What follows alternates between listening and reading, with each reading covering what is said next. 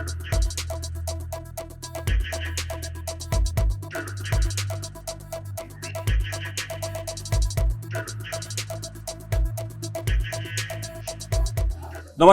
मेरे साथ आज हैं एक ऐसे शख्सियत जो शहर के कंफर्ट को छोड़कर बिहार के राजनीतिक जमीन पर धूल खा रहे हैं। यहाँ पर कैंप में रहते हैं, लोगों को समस्या बताते हैं। और वैसे प्रशांत किशोर जी के कैंप में आज हम लोग मौजूद हैं इनका साक्षात्कार करने के लिए, इंटरव्यू करने के लिए। प्रशांत जी, पहले तो बहुत बहुत धन्यवाद आपको समय देने के लिए, बहुत व्यस्त समय है आपका।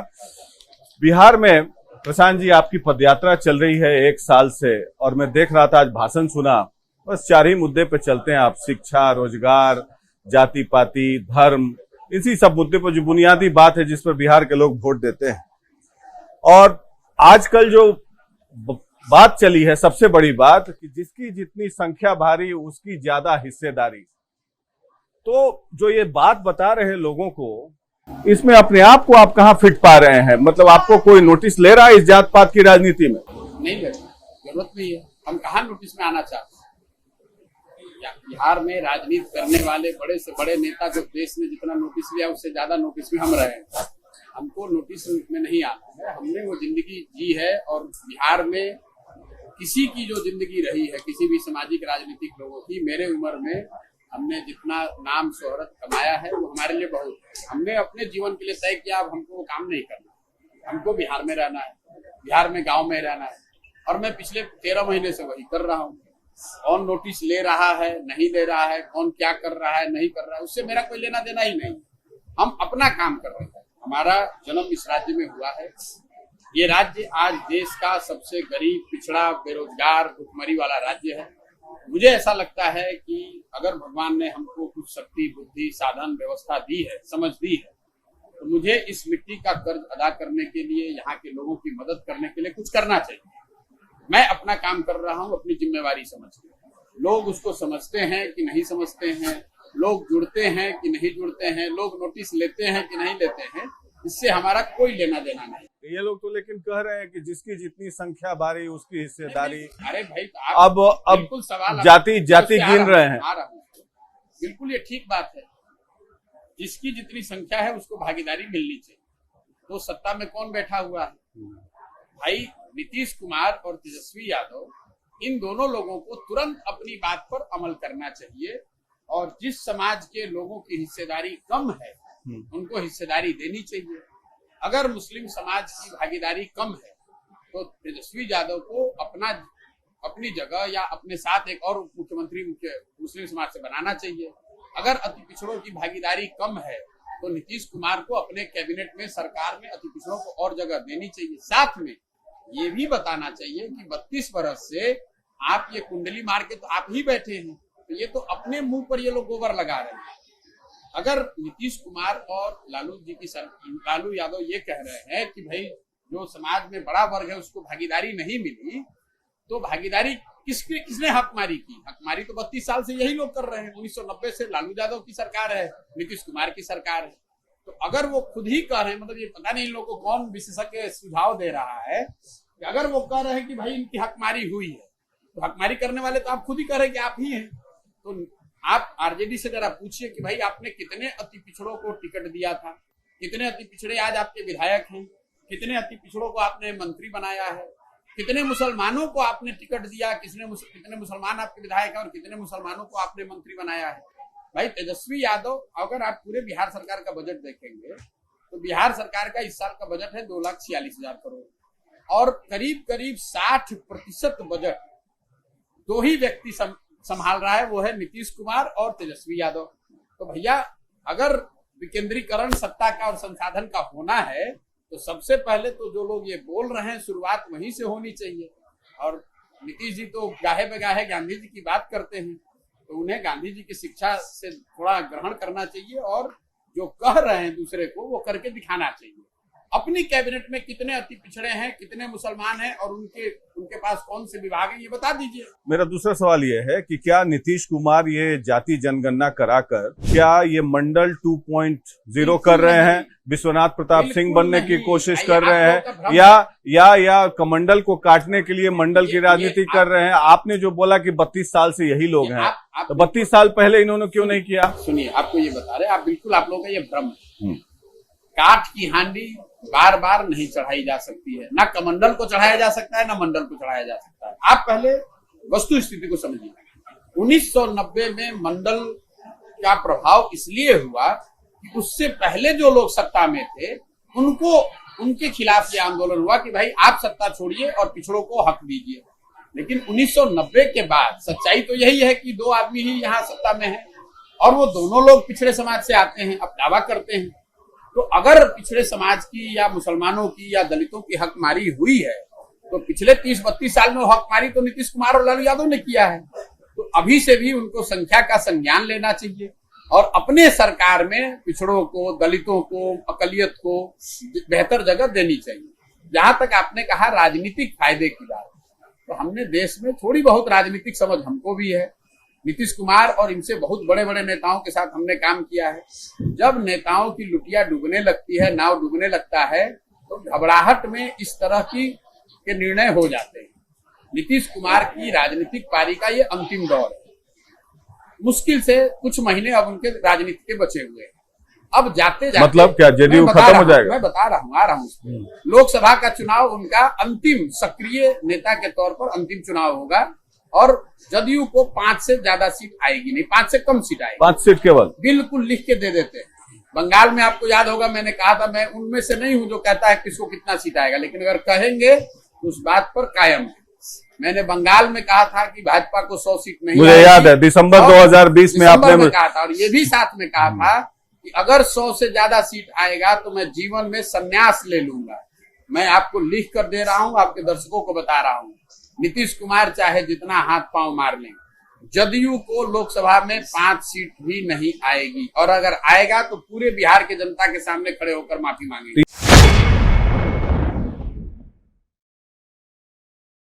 ये लोग तो कहते हैं कि रिजर्वेशन का दायरा बढ़ाना चाहिए, लेकिन वो अलग बात है। अभी आप उछल के दूसरे जगह जा रहे हैं। पहले भागीदारी की बात। पहला काम आपने सर्वे कराया, जो संख्या आपके हिसाब से आई है अपनी बात पर कायम होइए, लोगों को भागीदारी दीजिए। जिन समाज के लोगों की संख्या ज्यादा आई है उसकी भागीदारी। आप तो केवल मंत्री बनाने की बात कर रहे हैं। अति पिछड़ा 36% है, दलित 19% है, मुस्लिम की बात नहीं कर रहा हूँ। अब मैं सरकार में भागीदार बनाने की बात। मुख्यमंत्री क्यों नहीं बन सकता है? लोकतंत्र में भागीदार पहले मुख्यमंत्री कैसे बनेगा? जब उसको मुखिया बनाइएगा, सरपंच बनाइएगा, जिला पार्षद बनाइएगा, विधायक बनाइएगा, तभी तो मुख्यमंत्री भी बनेगा। और मंत्री भी, आज जिस सरकार में जितने अति पिछड़े मंत्री हैं उनके विभागों को जरा आप देख लीजिए, कौन से विभाग उनके पास है। मैंने आपको बताया कि 60% बिहार सरकार का बजट 2 ही व्यक्ति चला रहे हैं, तेजस्वी यादव और नीतीश कुमार। तो पहले, और इनकी टोटल संख्या कितनी है? अगर आप ये भी मान लें कि अगर उनकी जातियों की संख्या, तो आप हैं 15%, 16% और 60% बिहार के बजट पर कुंडली मार के बैठे हैं। तो पहले उस प्रोपोर्शन को तो ठीक कीजिए। मैं आपको बता दूं एक फिगर, आप ही को ऐड कर देता हूं। आरजेडी के 15 मंत्री हैं, जिसमें कि 8 यादव मंत्री हैं। हम देखिए यादव कितने हैं उससे मेरा कोई गुरेज नहीं है। मेरा बस इतना कहना है कि जो आप नारा दे रहे हैं मैं बिल्कुल उसके हक में हूं, मैं उसके समर्थन में हूं कि जिसकी जितनी संख्या है उसको भागीदारी मिलनी चाहिए। लेकिन भागीदारी कौन नहीं दे रहा है? भागीदारी आप प्रकाश सिंह तो दे नहीं सकते हैं, भागीदारी प्रशांत किशोर दे नहीं सकते हैं। भागीदारी तो वही देगा ना जो सत्ता में बैठा है। तो सत्ता में बैठे हैं नीतीश कुमार और लालू यादव, तेजस्वी यादव, इन लोगों को भागीदारी देनी चाहिए। तो लालू यादव और नीतीश कुमार कहते हैं कि रिजर्वेशन का दायरा बढ़ाना चाहिए। तो आपको क्या लगता है कि ये जायज है? मैं बिल्कुल कहता हूं जायज है, अगर ये अपने सरकार में भी ये लागू कर रहे हैं। ऐसा नहीं होगा कि ये भागीदारी लालू यादव पे लागू नहीं होगा, मतलब तेजस्वी यादव पर लागू। तेजस्वी यादव जिस बड़े विभागों पर के मंत्री बने हुए हैं, किसी अति पिछड़ा को मंत्री बना दे, फिर बिल्कुल रिजर्वेशन बढ़ा दीजिए, कोई दिक्कत नहीं है। लेकिन आप राजा बन गए और दूसरे को ज्ञान दीजिएगा तो कोई मानेगा? और जनता इतनी मूर्ख नहीं है। ये वहां बैठे हम भी थोड़ी बहुत राजनीतिक समझ तो हमको भी है। एक साल से 12-13 महीने से हम यहाँ पैदल घूम रहे हैं, गांव गांव में जा रहे हैं, कोई भी इस बात को मानने के लिए तैयार नहीं है। जो मुसलमान समाज 18% इनको आंख बंद करके वोट देता है, उसको इस बात का पूरी तरीके से इल्म है कि ना इन्होंने भागीदारी दी है, ना इन्होंने उन समाज के लिए विकास का काम किया है, ना ये भाजपा को हरा पा रहे हैं। कितने दिन तक मूर्ख बनाइएगा जब विकल्प यहाँ था नहीं। देखिए, बिहार में विकल्प के अभाव में इन लोगों को मुफ्त का वोट लेने की आदत लग गई। आप कह रहे हैं, एक चीज आपने कहा कि 24 के चुनाव के बाद 5-6 महीने के अंदर नीतीश कुमार की पार्टी खत्म हो जाएगी, तो इसका मतलब आज का जो स्वरूप है, देखिए नीतीश जी की जाति की राजनीति नहीं चलेगी और वो मुख्यमंत्री भी नहीं रहेंगे।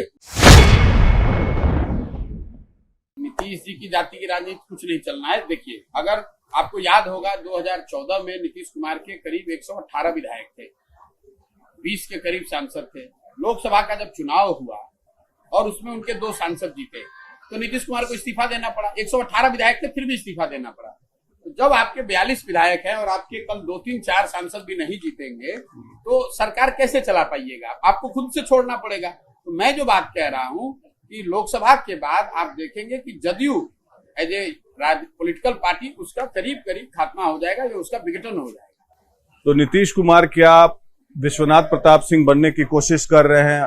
भाई, आप जिस विश्वनाथ प्रताप सिंह की आप बात कर रहे हैं, उन्होंने भी जो मंडल का अनाउंसमेंट किया, मंडल कमीशन को लागू किया नरसिम्हा राव ने, विश्वनाथ प्रताप ने नहीं लागू किया। और विश्वनाथ प्रताप जी को व्यक्तिगत तौर पे या उस जनता दल को कोई राजनीतिक फायदा मंडल का नहीं हुआ।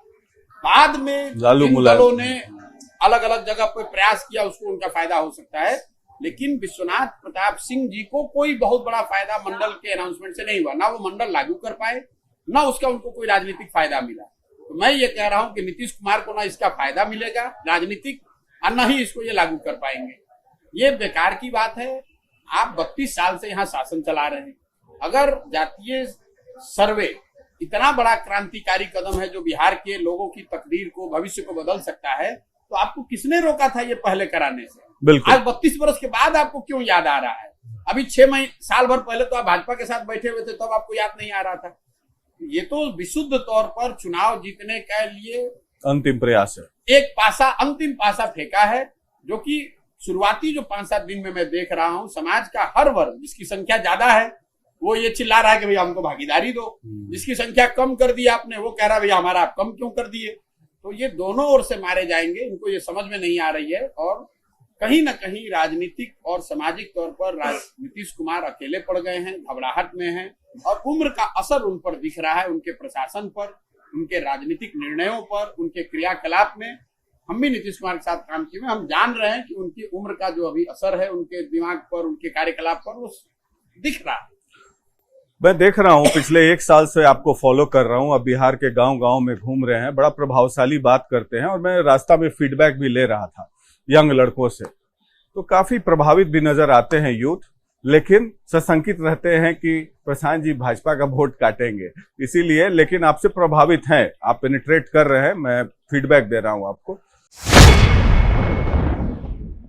सबसे बड़ी बात कि क्या आपको लगता है कि बिहार जाति से ऊपर उठ गया है? 1 साल का अनुभव आपका क्या कहता है? और क्या नीतीश कुमार क्या इसमें फेल हो जाएंगे?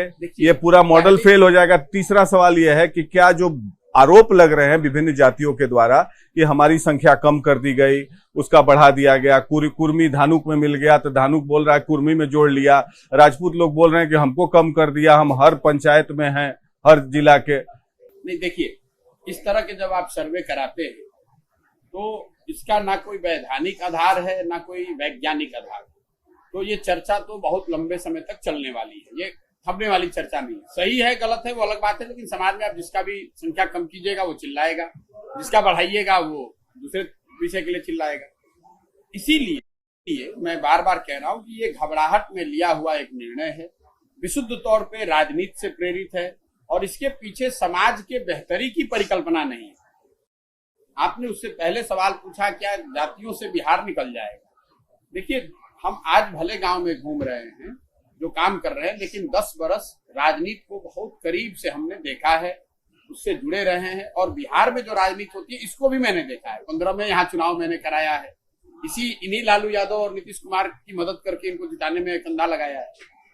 ये लोगों का भ्रम है कि बिहार में सारी जनता सिर्फ जाति पर ही वोट देती है। मैं आपसे पूछ रहा हूं कि अगर बिहार में हर व्यक्ति जाति पर ही वोट कर रहा है, जैसा आप लोग समझते हैं या समझा रहे हैं, 39 सीट तो कैसे फिर नरेंद्र मोदी जी को यहाँ वोट मिलता कैसे?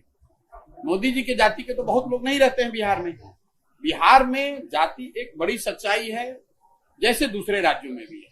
उत्तर प्रदेश में भी जाति इतनी बड़ी सच्चाई है, कर्नाटक, तमिलनाडु, आंध्र प्रदेश में भी इतनी बड़ी सच्चाई है। दिक्कत यह है कि चूंकि बिहार देश का सबसे गरीब और पिछड़ा राज्य है, तो लोगों ने एक आसान तरीका ढूंढ लिया है कि बिहार भाई पिछड़ा क्यों है, भाई यहाँ हर चीज जाति पर ही है।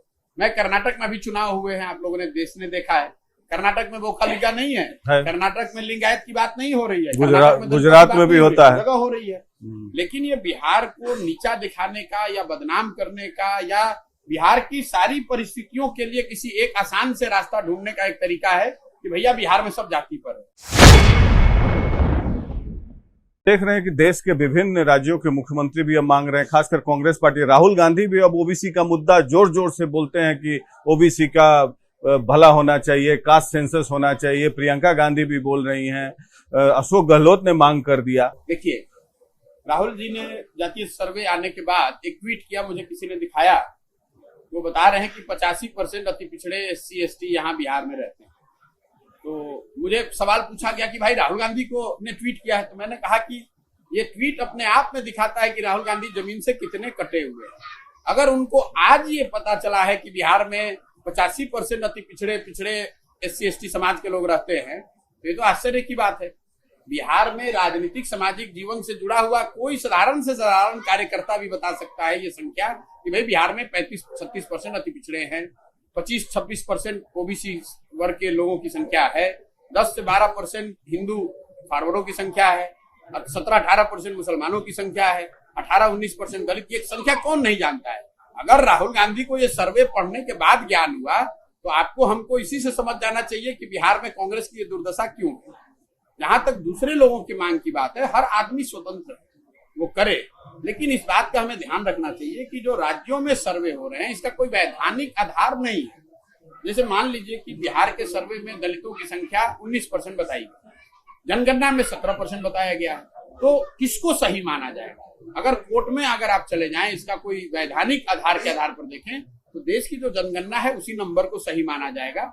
अगर जातियों की गणना होनी है तो देश के स्तर पर हो, एक व्यवस्था के अंतर्गत हो, राजनीतिक सगुफाबाजी के लिए न हो, तो उससे कोई नुकसान नहीं है। दूसरा सवाल यह है कि क्या आपको लगता है कि नीतीश कुमार अब इस जातीय जनगणना के माध्यम से इंडिया पार्टीज के जो पार्टीज हैं उस पर दबाव बनाएंगे कि मैं तो भाई अब ओबीसी का मसीहा बन गया, विश्वनाथ प्रताप सिंह के बाद दूसरा व्यक्ति हूं, मुझे कन्वीनर जल्दी से जल्दी बना दीजिए। आप तो उन सभी पार्टियों के साथ काम कर चुके हैं, ममता बनर्जी, अरविंद केजरीवाल। मैं आपको बता रहा हूं, आपने ठीक कहा, इंडिया गठबंधन में जितने लोग बैठते हैं, कोई ऐसा उसमें बड़ा नेता नहीं जिसके साथ मैंने काम नहीं किया। जब ये महागठबंधन बना था तब आपको याद होगा, आप लोगों ने बात की, उस दिन मैंने कहा था, आज नहीं, कि महागठबंधन विशुद्ध तौर पे बिहार सेंट्रिक एफर्ट है, इसका देश की राजनीति पर कोई असर नहीं पड़ेगा। ये जो बैठक हुई इंडिया गठबंधन की, चूंकि बैठक पटना से शुरू हुई, तो बिहार में पत्रकारों में ये जिज्ञासा, राजनीतिक विश्लेषकों में, कि भैया क्या नीतीश कुमार देश के बहुत बड़े नेता बन गए? कुछ नहीं हुआ। अगर आप जनमत को देखें, जिस जनमत के आधार पर बता रहे हैं कि आज मोदी जी सबसे लोकप्रिय है, उसी जनमत में राहुल गांधी दूसरे नंबर पर है, नीतीश कुमार तो टॉप 10 में भी नहीं है, तो आप उसके आधार पर नहीं बन सकते हैं।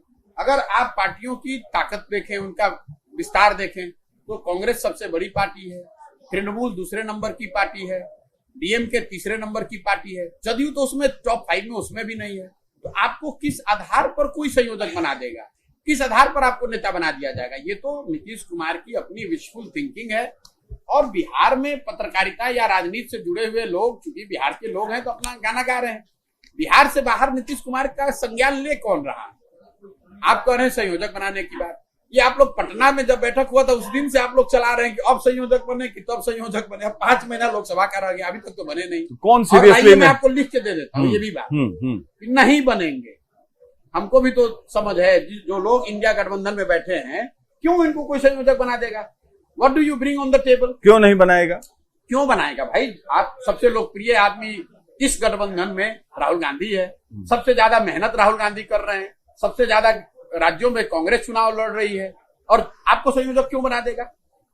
आप क्या, what do you bring to India? आप कभी एक साल पहले तो खुद भाजपा के साथ थे, तो आधे लोग जो इंडिया गठबंधन में हैं वो तो खुद ही इन पर भरोसा नहीं करते हैं, इनको क्यों संयोजक बना देगा? और क्यों बनाना जैसे चाहिए? कौन कौन लोग भरोसा नहीं करते कोई हैं? नहीं करेगा आप तो भाई। सबके साथ अरे काम कर चुके मैं हैं। आपको बता रहा हूँ, आधे से ज्यादा लोग इन पर भरोसा जैसे? इसलिए नहीं करते हैं। मैं आपको बता रहा हूँ, जैसे की बात नहीं है, कांग्रेस ही नहीं करेगी। आप जैसे की बात कर रहे हैं, जो आदमी अभी साल भर पहले तक तो भाजपा के साथ था, मोदी जी का गुणगान कर रहे थे, किसी दिन दीनदयाल उपाध्याय जी के सेरेमनी में पहुंच जाएंगे, किसी दिन जेटली जी को माला पहनाने पहुंच जाएंगे, किसी दिन वाजपेयी जी के यहाँ चले जाएंगे। नीतीश कुमार को तो खुद नहीं पता है कि वो क्या कहाँ रहेंगे। आपको लगता है कि राहुल गांधी को नीतीश कुमार पर भरोसा नहीं है, ट्रस्ट नहीं है? बात देखिए, हम राहुल गांधी के मन में तो घुसे नहीं है।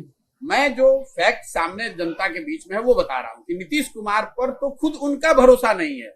ये नीतीश कुमार को खुद नहीं पता है कि वो 6 महीने के बाद कहाँ रहेंगे। आपको क्या लगता है फिर मोदी जी के साथ जा सकते हैं? मुझे लगता नहीं है। नीतीश कुमार कहीं जा सकते हैं, कुछ भी कर सकते हैं। नीतीश कुमार की जो राजनीति है आप लोग भी फॉलो करते हैं। नीतीश कुमार का एक दरवाजा होता है जो पब्लिक को दिखता है, तो वो दरवाजा अभी महागठबंधन है। एक खिड़की होती है जो कि वो पीछे से चालू रखते हैं, और एक रोशनदान बगल में बनाकर रखते हैं।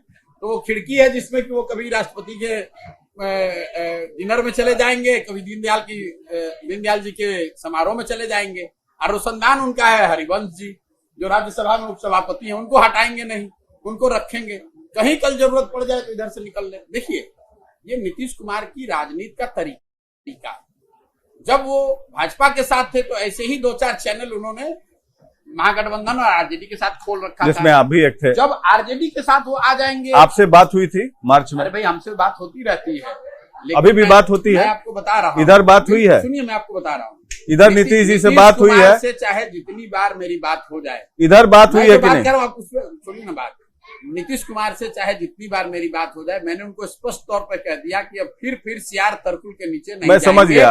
अब मैं किसी भी हालत में, दुनिया इधर की उधर हो जाए, नीतीश कुमार के इस गठबंधन, इस अभी का जो उनका की व्यवस्था है, इसमें प्रशांत किशोर के जाने जुड़ने का कोई सवाल ही नहीं पैदा होता है। लास्ट आखिरी बात कब हुई नीतीश जी से? आपके पर्सनल रिलेशन तो है ही ना? वो ठीक है, वो देखिए, पर्सनल बातें और पर्सनल रिलेशन वो पर्सनल स्पेस में ही रहता है। मैं नीतीश कुमार नहीं हूँ कि व्यक्तिगत बात को सार्वजनिक करना और सार्वजनिक बात को व्यक्तिगत करना। एक राजनीति की, समाज जीवन की एक मर्यादा है। जो व्यक्तिगत बातें होती हैं वो व्यक्तिगत ही रहेंगी।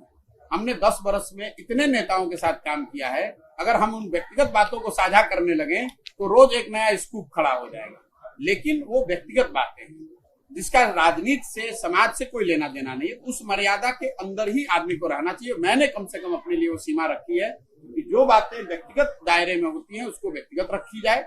जो सामाजिक तौर पे, जब मैंने उनसे मुलाकात की थी तो आप लोगों को पता ही था, और मिलने के बाद मैंने कहा भी कि इनके साथ नहीं जुड़ सकता। मैं ये सवाल पूछना चाहता हूं प्रशांत जी आपसे कि क्या आपको लगता है कि अगर नीतीश जी को कन्वीनर नहीं बनाया जाएगा, जो कि आप हमें कंफर्म कर रहे हैं, उनको लिख के दे रहे हैं आपकी नहीं बनाया जाएगा? अभी तक कहाँ बने? हाँ, नहीं बनाया जाएगा तो क्या अभी तक बनाए गए? नहीं आज तो 4 महीने के बाद फिर आप इंटरव्यू ले लीजिए। वही सवाल है मेरा। हमारे साथ एक तो बात है, सुनिए, जो मैं एक तो मैं बहुत भविष्यवाणी करता नहीं, लेकिन जो मैं बात कहूंगा उस पर कायम हूँ। मैं 2 बातें आपको कह रहा हूँ कि नीतीश कुमार के संयोजक बनने की कोई ऐसी, या उनका विपक्ष का चेहरा बनने की कोई संभावना मैं देखता नहीं हूं। अगर होगा तो मैं गलती कैमरे पर आकर मान लूंगा। दूसरी बात, अभी का जो फॉर्मेशन है, इसमें मैं महागठबंधन की बात नहीं कर रहा हूँ। जदयू एज ए दल का कोई भविष्य नहीं है बिहार में, और लोकसभा में वो आपको दिखेगा, उनको 5 सीट भी नहीं आएगी। 2025 में आपको क्या लगता है कि तेजस्वी यादव दबाव बनाएंगे, या लालू यादव चाहते हैं कि उनका बेटा मुख्यमंत्री बन जाए, तो नीतीश जी का तो स्पेस बचेगा नहीं? तो वो आप जो ये कह रहे हैं, मैं वो 2025 नहीं देखता हूँ। ये मेरे लिए 2024 का लोकसभा चुनाव वो मोड़ है। क्योंकि देखिए, आरजेडी सबसे बड़ा दल है महागठबंधन में, टूट होगी तो किस आधार पर आप बने रहिएगा मुख्यमंत्री? आप छोटे दल के नेता हैं, आपके दल की लोकसभा में हार होगी, आपकी विश्वसनीयता खत्म हो गई, आपकी उम्र हो गई, तो किस आधार पर आप बने रहिएगा? स्वाभाविक तौर पर आरजेडी चाहेगी। और मैं तो ये कह रहा हूं कि नीतीश जी ने जो बयान दिया कि अगला चुनाव तेजस्वी जी के नेतृत्व में लड़ा जाएगा, बिल्कुल नीतीश जी को आज ही तेजस्वी जी को मुख्यमंत्री बना देना चाहिए, ताकि उनके पास बिहार के लिए जो विजन है जो बिहार के लिए वो करना चाहते हैं वो करें, और जनता भी इस चीज को देख पाए कि भाई तेजस्वी यादव कितना बढ़िया काम कर रहे हैं। जैसे एक उदाहरण के तौर पे तेजस्वी यादव ने कहा कि हम 10 लाख लोगों को नौकरी दे देंगे। अब कोई पूछ रहा है तो कह रहा भैया हम तो कहे थे मुख्यमंत्री बनेंगे तब देंगे, अभी तो मुख्यमंत्री नहीं बने हैं। तो भाई अब उनको मुख्यमंत्री बना दीजिए, जनता देख लेगी कि 1 साल में आप 10 लाख नौकरी दे दीजिएगा। तो मतलब तेजस्वी यादव पर मैं देखता हूँ, 1 साल से मैं फॉलो कर रहा हूँ, आप काफी हमलावर रहते हैं। नहीं, अरे आप देखिए, मैं एक तेजस्वी यादव के हवाले से मैं एक बात कहता हूँ कि एक आपने कहा था, मैं याद दिला दूं कि 10 लाख नौकरी अगर ये 1 साल में दे दिए तो हम छोड़ देंगे। हाँ, तो नहीं हुआ ना, आपने कहा था। मैंने कहा था, कई लोगों ने हमको कहा भैया किसी तरह दे देंगे तो आप अभियान वापस ले लीजिएगा। मैंने बिल्कुल ले लेंगे। 1 साल बीत गया, नहीं हुआ। मैंने तेजस्वी की बात पे नहीं कहा था। तेजस्वी यादव की इन बातों को हम बहुत गंभीरता से नहीं लेते। मैंने तेजस्वी यादव पे जो 2-3 क्यों गंभीरता से नहीं लेते उनको आप? क्यों नहीं ले रहा हूँ, बता रहा हूँ। वो भी नेता है। अरे मैं बता रहा हूँ, बहुत बड़े नेता है। तेजस्वी यादव की पहचान क्या है? आप लालू यादव के लड़के हैं। इसके अलावा आपने कौन सा तीर मार लिया है? आप बहुत बड़े स्कॉलर हैं, बहुत बड़े समाज सेवी हैं, बहुत बड़ा समाज के लिए आपने काम किया है, जीवन में समाज के लिए संघर्ष क्या किया है आपने जीवन में? अगर तेजस्वी यादव लालू यादव के लड़के न हो तो कौन पहचानता है कौन है तेजस्वी यादव? दूसरी बात मैं कहता हूं कि भाई ये 9th पास नहीं है। इस बात को लोग, जो मैं कह रहा हूं वो मैं उनके पिताजी की तारीफ कर रहा हूं कि लालू जी इतने अच्छे बाप हैं कि अपना बेटा उनका 9th भी नहीं पास है, फिर भी चाहते हैं और लगे हुए हैं कि वो राज्य का नेता बने, मुख्यमंत्री बने।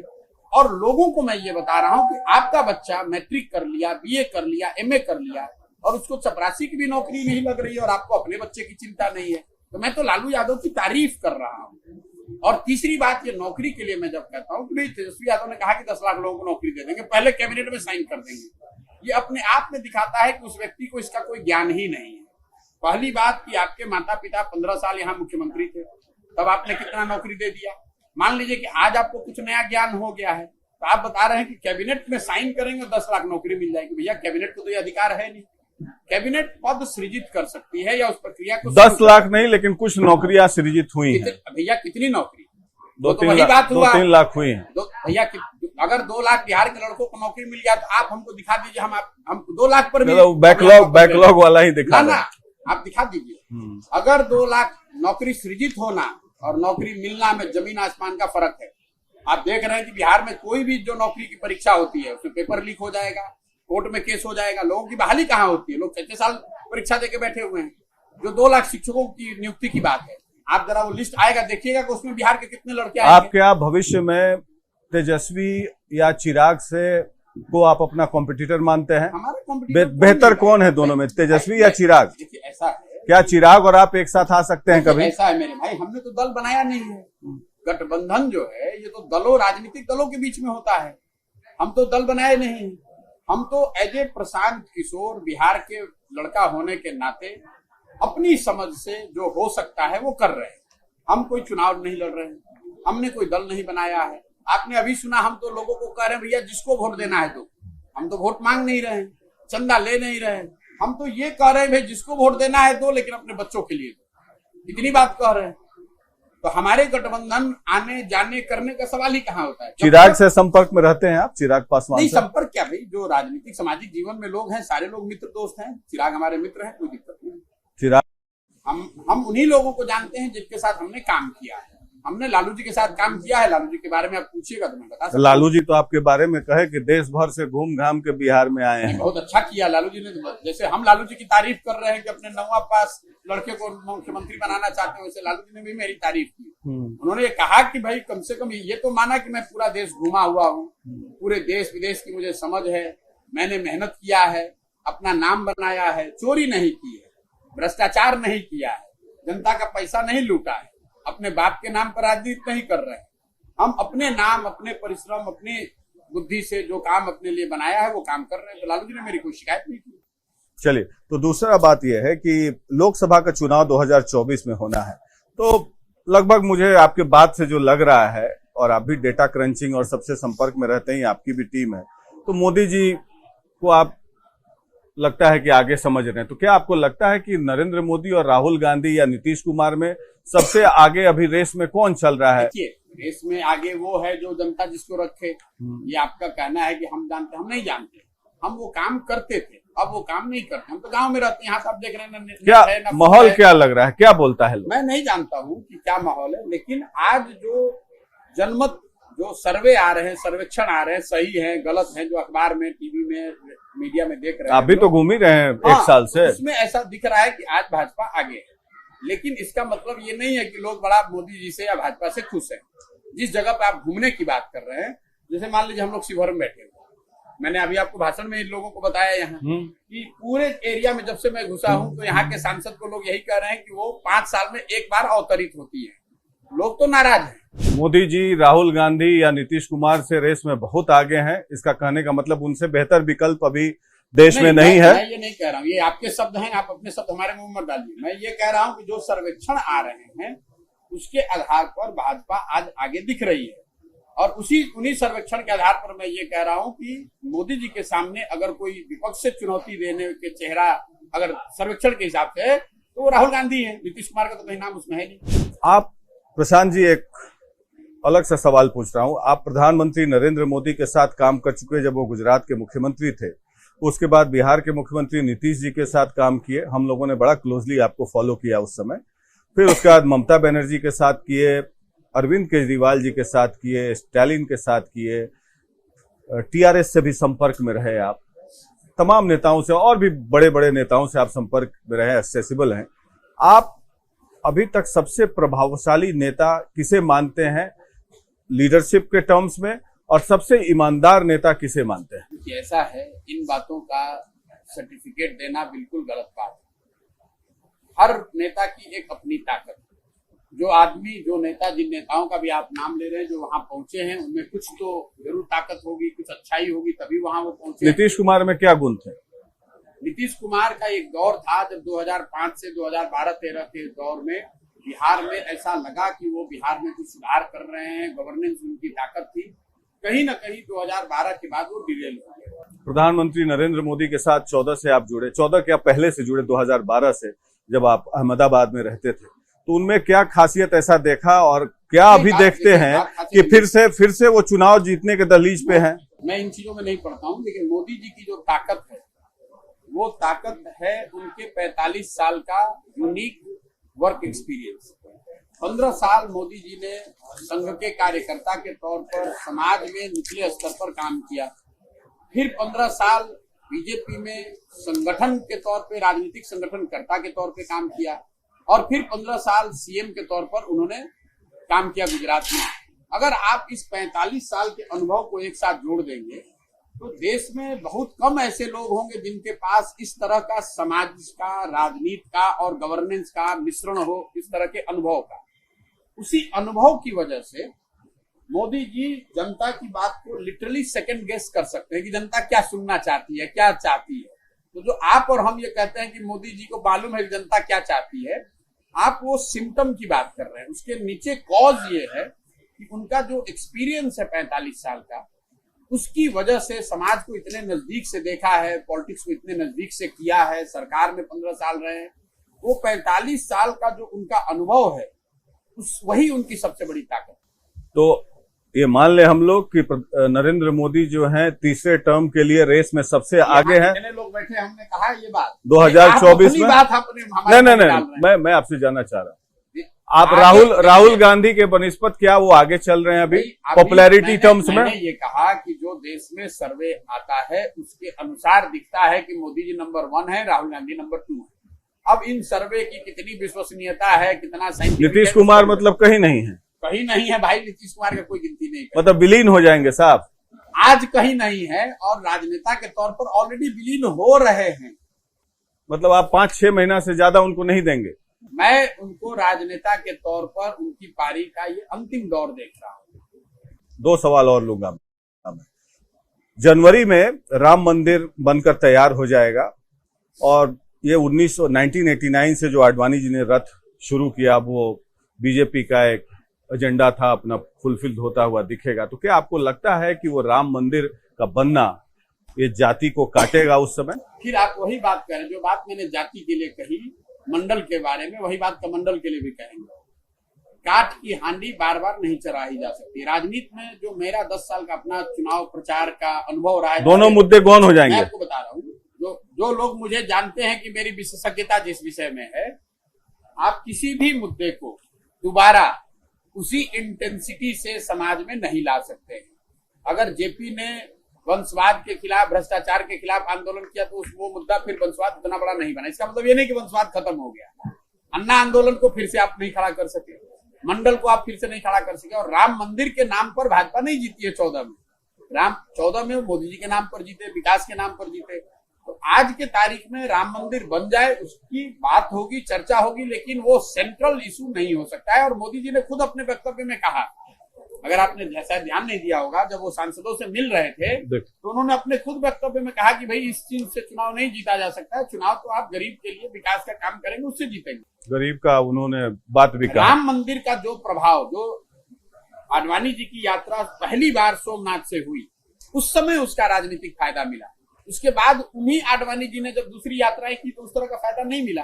ये क्या बताता है आपको? राजनीति में कोई एक विषय, जात हो, वंशवाद हो, भ्रष्टाचार हो, राम मंदिर हो, ये एक ही बार चलाया जा सकता है। उसको दोबारा अगर आप लेकर आएंगे तो फिर उसमें वो धार नहीं बचती। केजरीवाल, नीतीश कुमार, ममता बनर्जी, तीनों में से बेहतर प्रधानमंत्री के पद के उम्मीदवार या राहुल गांधी? आप तो कह चुके हैं राहुल गांधी। या जिसको जनता अच्छा मानती है वही बेहतर उम्मीदवार है। और अभी तक के जो जनमत है, सर्वेक्षण है, पार्टियों का जनाधार है, उसके आधार पर मुझे लगता है कि राहुल गांधी को ही विपक्ष का चेहरा होना चाहिए।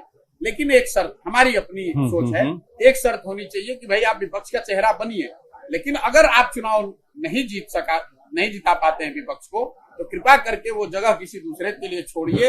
ये परमानेंट विपक्ष के सीट पर बैठे रहने वाली जो बात है कि मैं ही रहूंगा और प्रयास करता रहूंगा, 2014 में भी आप चेहरा थे, 2019 में भी आप थे, 2024 में, तो राहुल गांधी को या कांग्रेस को बताना चाहिए कि भाई कितनी बार हमको और मौका मिलना। किसको बनाना चाहिए? प्रियंका गांधी को? मालूम है प्रियंका गांधी? अरे भैया देखिए, मैं एक दल के बारे में बता रहा हूँ, आपने मैं आपको दक्षिण के एक दल के बारे में आपको बता रहा हूँ, आपके दर्शकों को जानना चाहिए।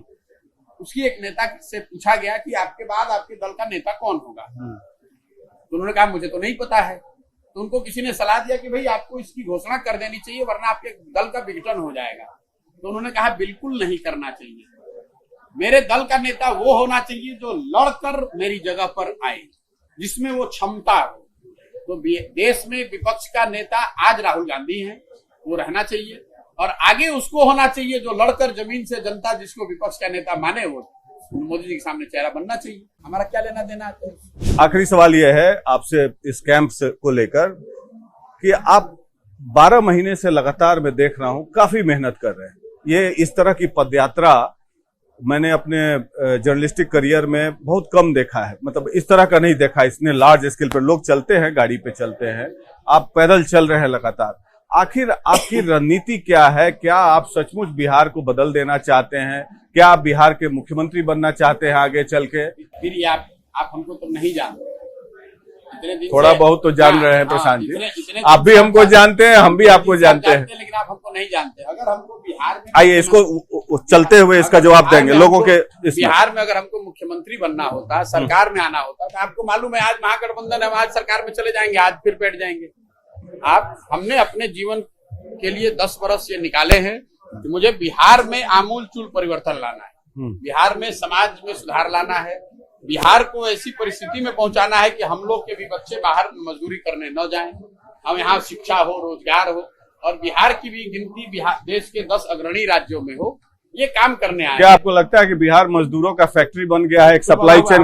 ये जितने लोग दिख रहे हैं यहाँ पे, लगना क्या है, मतलब पूरे देश में बिहार से मजदूर 2 करोड़ लोग बिहार से मजदूरी करने गए हैं, इससे ज्यादा कोई मजदूर सप्लायर है? 5 ऐसे मुद्दे बताइए जो बिहार को अभी एकदम कैंसर के तरफ फैला हुआ है बिहार में, जिसको दुरुस्त करने की जरूरत है, जो यहाँ यंग फेसेस हम देख सकते हैं काफी हैं। बिहार में सब समस्या के जड़ में एक समस्या है, वो समस्या है कि बिहार के लोग अपनी परेशानियों, अपनी समस्याओं, अपने बच्चों के भविष्य के लिए लोग वोट नहीं करते हैं।